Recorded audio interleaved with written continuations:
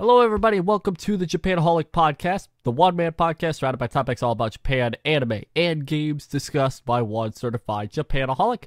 I am your host, Taylor Frey, and today is the month of September, which means two things. One, a brand new month in this terrible year, 2020, which thankfully means that we are just a few more months away from it being over, and 2021 is around the corner. Hopefully a better year. A lot calmer of a year and a lot more normal of a year. Hopefully. But knowing us, it'll probably be 2020, the sequel, directed by Michael Bay. But the second thing is that I am not going to do double uploads for the podcast this month. There will be some other months where I may do this exact same thing like I did back in August, where I would publish episodes post episodes on Wednesdays and Saturdays. However, this month and possibly October, don't know yet, it's just going to be every Wednesdays at 10:30 in the morning Eastern time, Eastern Daylight Savings Time or whatever. I hate daylight savings. I think everybody in America hates daylight savings times. Why in the world does why does it exist? Why does it exist? Everywhere else in the world sticks to one time. But here in America, everybody moves forward at a certain time, moves forward an hour at a certain time of the year, and then moves back at I don't get it. Can we just stick to one? Can we just stick to one freaking time? But because it is a brand new month, I didn't really talk much last month about news that was coming out of the anime scene. I was mostly just giving off like recommendations or just rambling, okay, on the episodes where I was talking about anime and stuff like that. However, I didn't discuss much about news, and let me tell you, August had, and I'm telling you this, August was one of the biggest months this year in terms of news, because there was a lot of like high caliber news that I want to talk about today. And there's a lot I could talk about in just like the entire month of August, but I'm going to try and limit it down to like 5 main topics that I'll try to talk about here. Some of them are possibly not as big as like other articles would say. But I'm trying to also not really talk much about terrible stuff. I want to have like a mixed bag of like big stuff that happened, whether that be good or bad, or just, stuff that, seems interesting to me, or just that in general. All right. But, we're going to start things off here with possibly the biggest news article that came out, in the month of August, which was not really early on. It happened in the second half of August. Most of these articles I'm going to talk about today are really recent, including 2 of them that I will get, actually 3 of them that I'll get into that came out like just a few days ago, actually. As of recording this, it's Tuesday morning, so I do sound tired, but I'm also in a good mood today. So yeah, this one here is actually possibly the oldest article I'm going to be reading out of this month, which is still saying something because this was published back on the 17th. I don't know if many of you follow the Act Age manga, or at least before what happened with the writer. So Act Age has 2 main workers on it. There was a writer and then the artist of it. But the writer was arrested. Or at least, yeah, the writer was arrested. It was either on I think it was the 16th, but, not the 16th, August 8th, Matsuki, who is the writer, was arrested on suspicion of committing an indecent act with a female middle school student. According to police, the girl was walking in the Nagano ward of Tokyo on June 18th at 8 o'clock, where the suspect approached the girl from behind while on a bicycle and touched her inappropriately afterwards. First off, let me quickly just say this out right now that I feel horrible for the artist, okay? Because the artist has nothing to do with what Matsuki did in this situation. However, the artist got some, like, got some flames on Twitter or something like that, because not many people distinguished the writer and the author, or the writer and the artist as different people. They put them into one or something like that. I saw it on Twitter every once in a while. I saw it on Twitter. Almost, like, not everybody, but a good, like, 10% of people who were, like, angry at the Act Age manga. It was towards the artist and not and the writer as well, but they didn't, it's like, how should I say this? They didn't know that there were two different people working on this manga at once. But the Shonen Jump magazine and basically everywhere that this Act Age manga was published basically just said, all right, we got to get this thing out of our thing. Like, we're going to suspend it, and we're going to stop selling this, because this is obviously something terrible that happened. And I do have to say kudos to the girl to go to, like, police and stuff like that and have this man arrested and stuff like that. The Japanese law enforcement isn't top notch, I'll say that much. But for her to go to police and, analyze security footage, and, the police were able to investigate this stuff and all that sort of stuff. Yeah, it was good. As well as, according to the article that I'm reading here, it doesn't look like Matsuki only did it with one girl, but possibly another girl. But that's, like, I think that was an accusation. I don't know. It hasn't been updated. The article I'm reading really has been updated. Outside of the fact that, like, the Jump magazine, stuff like that, unserialized, I'll say, the Act Age manga. So we're gonna jump shift from unserializing a series. Let's talk about the return of our goddess, Haruhi Suzumiya. It is 2020, and I did not expect to get a brand new Haruhi Suzumiya novel. But Yen Press and, everybody basically, everywhere in Japan, published a new Haruhi Suzumiya novel. I think it's called The Intuition of Haruhi Suzumiya, which is the first volume in the series in 9.5 years, and it comes out in mid to late November. November 25th is what it says. The Intuition of Haruhi Suzumiya collects 3 stories, including one brand new story. So pretty much we're getting a brand new Haruhi Suzumiya series. I don't know if it's a one-off or not. I don't think so. But if this isn't a one-off, dude, Haruhi Suzumiya is going... This Intuition of Haruhi Suzumiya is going to get something adapted real soon. I mean, real soon, at least. But it's been almost 10 years since we've had something from Haruhi Suzumiya.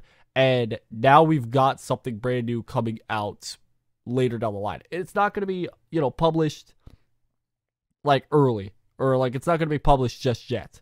Like I said, it's coming out November 25th. But the fact that the first volume of this new series is coming out on November 25th is incredible. Because the light novel was sold, like, what? 20 million copies?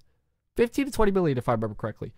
And, I mean, I haven't seen, like, all of Haruhi Suzumiya because there's quite a bit to watch. Not as much as, like, other series, obviously, but still quite a lot of stuff to watch from Haruhi Suzumiya. So obviously I'm going to watch it all soon. But I'm just excited for this new novel, and I hope it sells really well. And I even saw, this is something completely hilarious, but they were promoting this new novel outside of, like, bookstores or whatever. And I just see I saw there's like a video floating around on Twitter. If you look, you could probably look this up if you looked up the Haruhi Suzumiya new novel coming out. But I saw booksellers doing the dance. I can't remember what it's called off the top of my head right now, and I apologize. But they were doing the dance, the ever so famous dance from the series, and I was watching it, and I was just like, that's amazing. That's amazing. Haruhi Suzumiya is getting a brand new novel in 2020. That's goddamn incredible. All right, but that is not the only thing getting something new, at least in terms of like adaptations or whatever. This news article that came out just a few days ago, like almost a week ago exactly, as of recording this, I was pumped as fuck when this news article came out, okay? Alright, so, and I'm sorry if you hear like any background noises like my chair or me clicking my mouse, because I'm sitting in a room that's not so soundproof, and my mouse is not really soundproof either. Can't really have a soundproof mouse, but I have to drag a few things, I have to click a few things, so I'm sorry if you hear some mouse clicks here and there. Get some mouse clicking ASMR. I don't know. Anyway, I saw this on Reddit. I don't know why I went through. I go through Reddit every once in a while just to like look at things. I go through a few Reddit pages that I'm on and stuff like that, and just see like, oh well, this is happening. This is happening. Oh, here's a meme. Here's another meme, and perfectly cut screams here or there. But anyways, I saw this on Reddit, and I wanted to take it as like, oh, this has to be true. This has to be true. Because it's like, I really want this series to get a second season. But I know it's not going to be true. Because rumors are always rumors.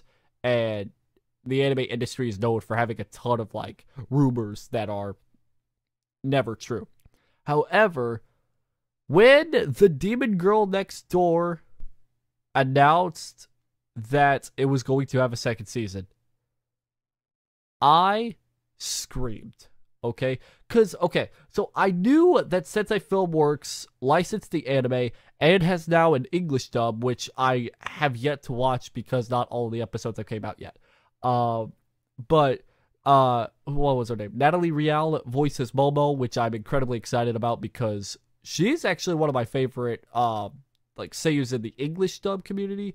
So, and hearing the Sensei sent a preview of it. Like, it was like a 1.5 minute preview of the English dub. I thought it wasn't terrible, but I also thought it wasn't like... Obviously, you can't, and I'm telling you this right now, you cannot beat the subbed version of Demon Girl Next Door. It is so difficult to do it in, like, other languages, and especially with how the Japanese language is. It is never going to happen that dub will be better than subbed, or, like, original will be, worse than, you get what I'm trying to say. But I actually enjoyed it for what it was, which was a pretty amazing and wholesome English dub, at least for the preview, at least. But when Sensei Filmworks licensed it and streamed it on HiDev and got the English dub and stuff like that, okay, I think all the episodes are out, but I haven't checked yet, and I will check after a little while after recording this to binge it all probably before we get into this. What's it called? What the hell's it called? His second season. Blah, sorry. All right. So when that happened, I was like, okay, there's a possibility. There's a possibility. Usually English dubs give off a little bit of like okay, this has a chance of going somewhere outside of just a one season advertisement for a manga. There is a chance. Okay, but however, Domestic Nakanojo got an English dub, and nothing's happened ever since then, other than the manga ended, and that's it in terms of like news for that series. But I won't talk about that. That's another story for another time. But when I saw this on Reddit because it was like leaked or whatever, because I can't remember what it was leaked by, but it was like, oh, the Demon Girl Next Door is gonna have a second season. It was leaked at this, CometCon or whatever. I don't think it was CometCon, but it was like something close to it. And I was like, oh, that would be cool. But I don't think it's gonna happen. But if that did happen, I would scream. And then it said like, during the leak or the rumor or whatever, it said like, if an announcement happens, it'll happen at, I can't remember when it was announced exactly, but whenever it was announced exactly, that's what the comment said. And I was just like, all right, well, I'll wait for it till then. And then, because I have my anime list followed and I have their notifications on Twitter turned on, so that way if there's any like news coming out, because my anime list is pretty good when it comes to like bringing out news and stuff like that, not like all news articles, but the main like big anime articles that a lot of people will enjoy. I got the notification from that. I got a notification saying Demon Girl Next Door has now been listed with the second season, and I was just like, oh my god! I flipped out. I was so freaking happy, okay? Because I cannot get enough of this series, okay? This series, Eurocamp, what other series? Yuri, which I've gotten into recently, and I'm trying to think of a couple others, but those three off the top of my head. Oh my god, dude. I cannot, like, stress this enough how much I love those three series I just named off. And this one right here is, oh my god. I'm already excited for Eurocamp Season 2, but I know this won't happen because it's too, like, this was too late of an announcement. It'll probably happen like spring or summer of 2021, but I would have loved to have this second season aired during the winter season, because if this happened during the winter season, dude, winter 2021 is stacked with animes, but I would like to see this one also on there at the same time. So yeah, there's that. And as well as at the bottom of the article, it says that Seven Seas Entertainment has licensed the manga and will release the first volume in January 2021, which I will buy. Yes, okay? That means, for those that do not know, that means that the Demon Girl Next Door will have its manga serialized and like sold in like bookstores that sell mangas in the United States or Canada, pretty much almost everywhere, but not everywhere is what I'm trying to say. I think that's like the article that I have the most to talk about, because it is a series that I'm super hyped about getting a second season. And I know there was like a ton of other series that got like announcements for like new seasons or a series and stuff like that, but I limited to just this one for today because of the fact that this one, I feel like this series is super underrated and it needs another season to show like, okay, this series is actually a really good series, not just like this, like, not a throwaway show or whatever. So I enjoy the hell out of this series. I'm going to enjoy the hell out of the second season. I've been reading the manga as well a little bit. I'm not like too far ahead, but like, oh, I'm so freaking excited. You have no idea. So now we've come to a part of the news articles where I have to talk about Hololive. This won't be the only time I'll talk about virtual YouTubers. In fact, I'll probably do an entire episode about virtual YouTubers in a separate podcast episode, because of the fact that virtual YouTubers in the past year and a half have like taking over YouTube, like to the point where it's like it's going to become a bigger thing to watch virtual YouTubers than it is actual people. I don't know what it is with virtual YouTubers, but as soon as you get sucked in to watching a virtual YouTuber, you're sucked into watching the entire virtual YouTuber lineup, okay? And I'm not talking about just Hololive, but I'm talking about some of the other, like, virtual YouTuber groups or like VTuber groups or virtual streamer groups, because it's not just in, like, YouTube, but it's also a big thing on, like, Twitch or whatever, that a lot of people are using, like, virtual characters and stuff like that. Myself included, I have used a character every once in a while whenever I stream on Twitch. And I used it I think I used it like once during my YouTube when I was like, when I was celebrating 1,000 subscribers. I used him instead of my face because I was sick at the time and I looked terrible. I looked absolutely garbage when celebrating 1,000 subscribers. So I had to use that character. But this news article is not so positive. So Hololive was coming out with their 5th generation talent. So, you know, more virtual YouTubers to simp over, or virtual YouTubers to watch every once in a while. But unfortunately, one of them retired 2 weeks after debut, and that one was Japanaholic.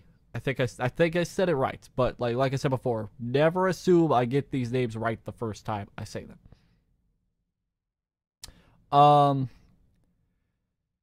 While doing a test stream on her channel, I think it was either on her YouTube channel or on Hololive, I can't remember itself, but she accidentally leaked her live 2D model, and Hololive was not so happy about that. But also in the video, Aloy also addressed an incident where a man alleged by some viewers to be her boyfriend was harassed online. She stated that she cut ties with this person before her debut and asked viewers to refrain from messaging him. Obviously, that didn't work. She also stated that her home has been receiving phone calls from strangers online and asked viewers to refrain from doing this as well. So, because of how popular Hololive has been, this virtual YouTuber kept getting, like, harassed outside of the stream, and, you know, couldn't even keep her privacy necessarily to herself because, you know, her home phone, keeps getting, like, phone calls and messages and random things from people online. And she was originally suspended for 2 weeks. She said that she was going to leave for 2 weeks and come back. But after a little while, they just decided Hololive didn't decide this. She decided this herself, that she decided to just retire. Not really, you know. This was back in August. This was back August, what was it? August 17th, I think. This all started back in like the 15th or the 16th of August. But her retiring came out in like just a few days ago, actually. So it hasn't been that long since she announced that she was retiring, but this whole shadeal started back in like mid-August.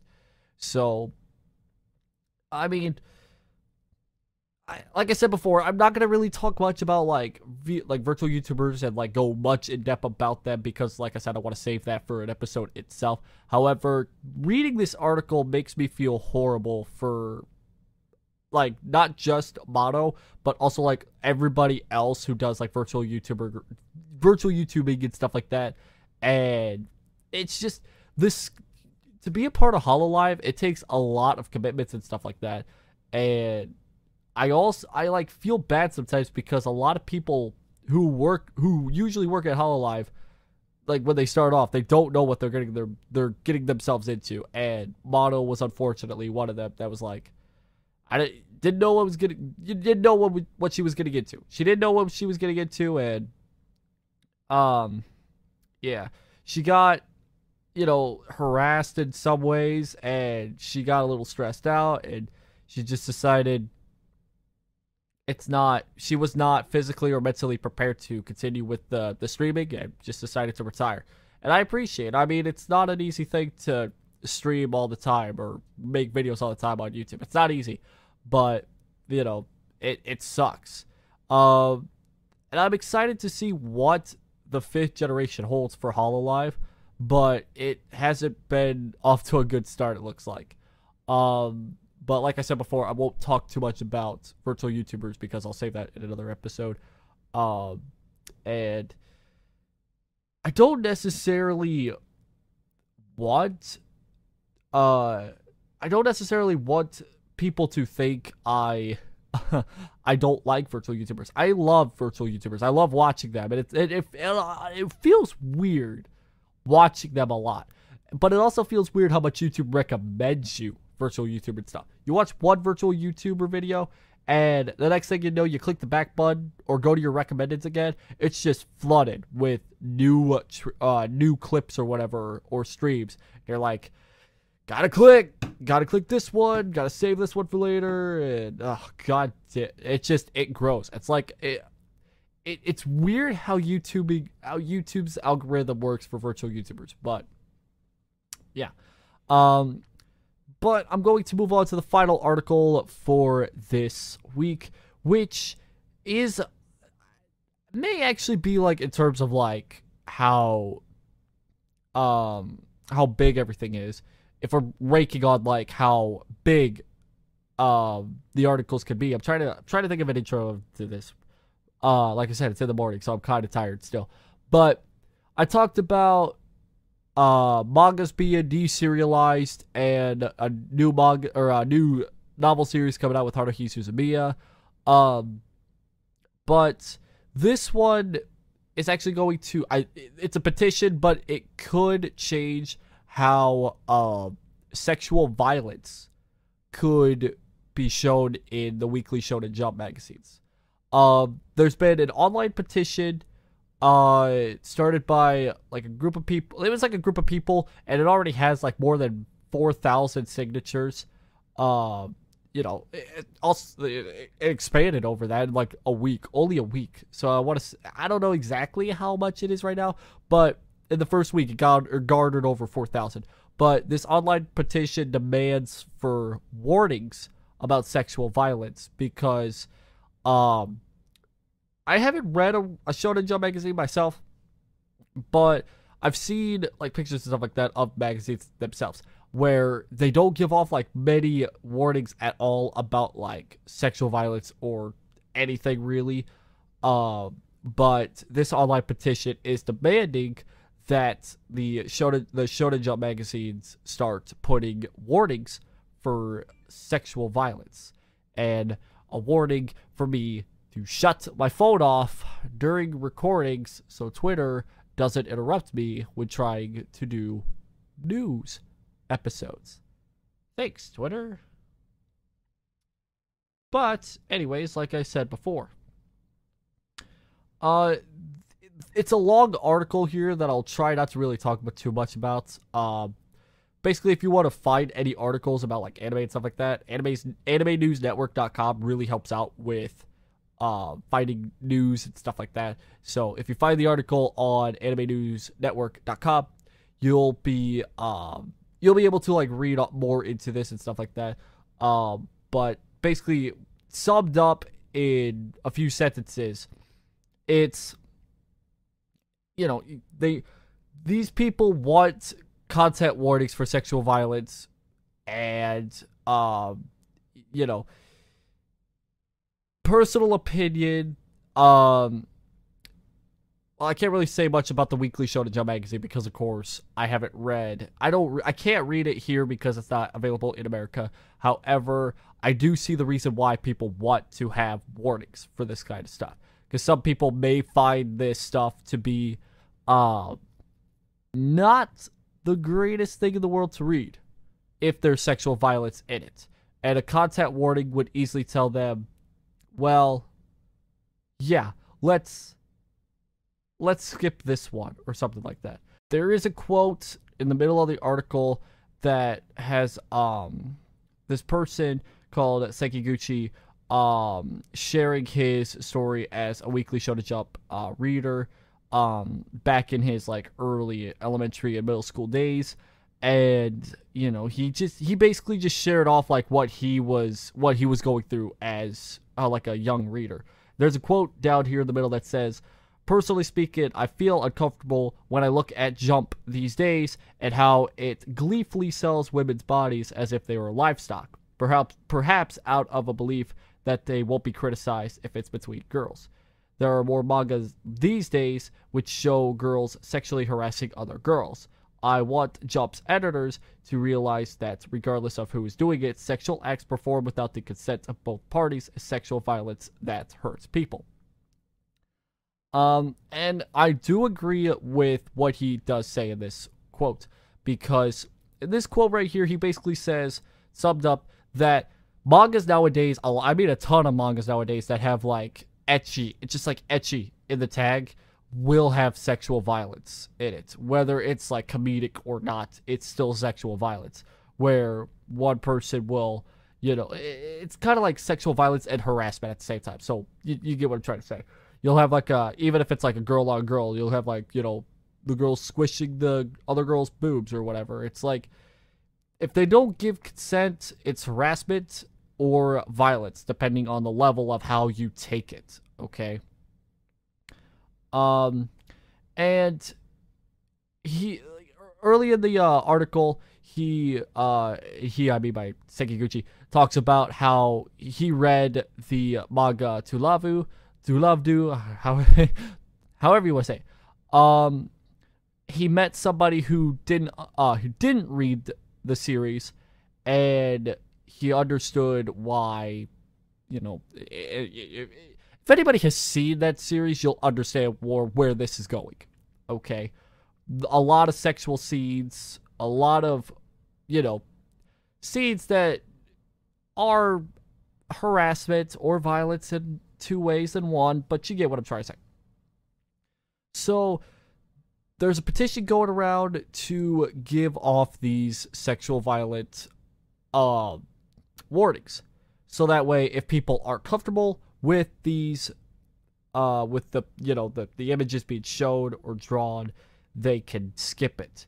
And I know everybody will defend this by saying like, oh, it's just drawings. But there is a lot of people, and I'm like, okay, I will admit, I'm one of those, I'm one of the kind of the kind of person who says like, yeah, it is a drawing. However, not a lot of people will distinguish reality with fiction, because reasons, okay?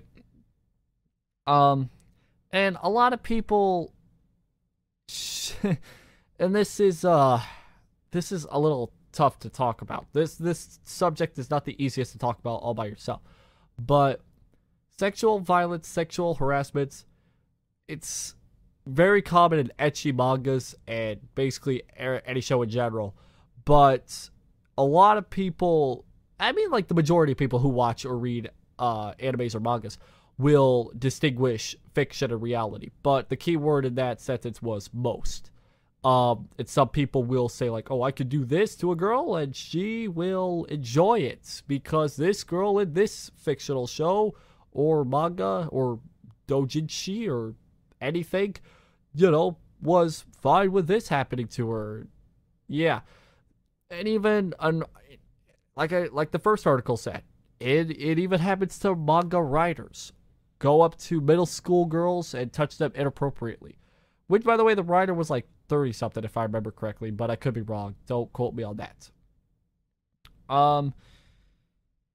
I think if this petition works out well, and it gets a good amount of signatures, I believe the jump editors or whatever will look into this. At least that's what I hope. But, as somebody, like I said, I can't speak much about this because of the fact that the Shonen Jump magazine's not here in America. But for, it's having sexual violence and sexual harassments being published to like the world and stuff like that, but not just in the world, but like in a magazine, to me just sounds uncomfortable. Okay, and I mean, yeah, I'll read it, if it's a series I love, but like trying to read it in a magazine where I'm sorry, but I kind of want to have like a nice little warning that just said, like, even if it's just a warning that says, warning, some pictures in this series may include sexual harassment, sexual violence, blah, blah, blah, blah, blah, blah, blah, blah, blah, but mainly those two that I just said. Viewer or reader's discretion is advised or something like that, or something along the lines of that. If it even had just that at like the bottom or like the top of the page, I wouldn't be bad. I wouldn't feel like, wow, that was useless. I wouldn't feel that. I'd be like, okay, I understand this. All right. So when does the next series start? In case I don't want to read that page. Do you get what I'm trying to say? Okay, good. But I think that's where I'm going to end it with this podcast episode. I think I'll do this for the end of September, depending on how the anime news turns out in September. We'll get a lot more news coming out this month. I can guarantee you that. But I think that's what I'll do. At the first Wednesday of every month, remind me, future me. Somebody remind me over on my Twitter page, at the Japanaholic1. If not, I will forget. But I think I may do something like this at the beginning of every month, where I will talk about like the biggest news that comes out of the anime industry in the past month. At least in at least a few articles here and there. I do really want to talk about a couple Japan news articles though, but I don't really want to go more than 40 minutes. So, I'll probably discuss something about that later. But there are some news that I want to talk about for Japan, including the ever so famous, ever so big news of the month is that the Prime Minister of Japan stepped down after a record-setting journey, I want to say, or run. Record-setting run. Over 2,800 days, if I remember correctly. Maybe a little over, maybe a little under. Can't remember exactly, but it's relatively close to that bubble. But you get what I'm trying to say. I'll probably talk more about that in a future podcast episode once I, start getting more and more closer to going on my trip to Japan. Because right now I'm mainly focusing on anime stuff because of the fact that I really want to wait till I go on my trip to Japan to start talking more about Japan. But that's me. That's just me. I'll probably start talking about Japan more and more as the year goes on. But anyways, I'll end it here for this week's episode of the Japanaholic podcast. If you'd like to contact me with stories, questions, or comments, please leave them over at the Japanaholic PC at gmail.com without the. So JapanaholicPC at gmail.com. That's the email where you can send in anything you want to send me, and I'll probably read it out on a podcast unless you tell me otherwise. Thank you all so much for tuning into this week's episode of the Japanaholic podcast. Wherever you may be in the wide world, I will be back next Wednesday to do it all over again. But for now, guys, take care. My name's Taylor, the Certified Japanaholic. I am out. Have a good night, everybody.